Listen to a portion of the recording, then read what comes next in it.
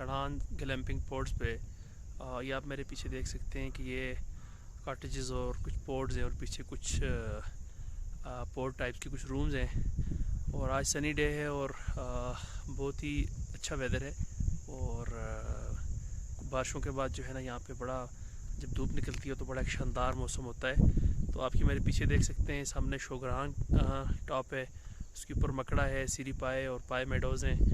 और ये बैकग्राउंड में जो है ना जी हमारा बहुत ही प्यारा और एक दिल को लुभा देने वाली जगह है।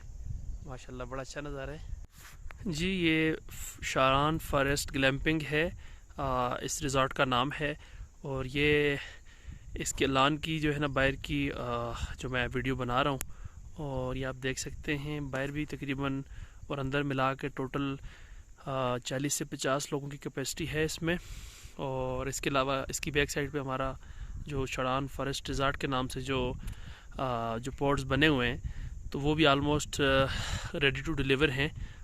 इंशाल्लाह एक महीने के अंदर अंदर वो भी इसी तरह बेहतरीन अपनी जो है ना वो इंटीरियर और बेहतरीन लुक के साथ वो रेडी होंगे। तो ये आप देख सकते हैं यहाँ से पूरी वैली का नज़ारा है। ये नीचे पारिस है और पारिस की आबादी है, आगे फिर वो मलकंडी है और बालाकोट की तरफ सामने शोकरान केवाई मकड़ा पीक्स पे इस वक्त बादल आए हुए हैं। और पीछे जो कश्मीर और हज़ारा की जो दरमियान जो बॉर्डर है पहाड़ियों का, उसके ऊपर भी एक शदीद किस्म के बादल हैं। और ये ऊपर मानशी टॉप है, ये पीछे जो जहाँ पे टॉप हल्का सा नज़र आ रहा है जहाँ पे बादल बहुत ज़्यादा इकट्ठे हैं, ये मानशी टॉप है। और उसके नीचे जो वो शीशे नज़र आ रहे हैं ये शड़ान फॉरेस्ट रिज़ॉर्ट है। तो ये एक ही सेटअप है लेकिन थोड़ा लोकेशन के हिसाब से व्यू को मद्देनज़र रखते हुए ये बनाया गया है। तो माशाल्लाह ये पीछे जंगल का व्यू बहुत ही शानदार व्यू और बहुत ही सन्नाटा और एक पीसफुल इन्वायरमेंट है।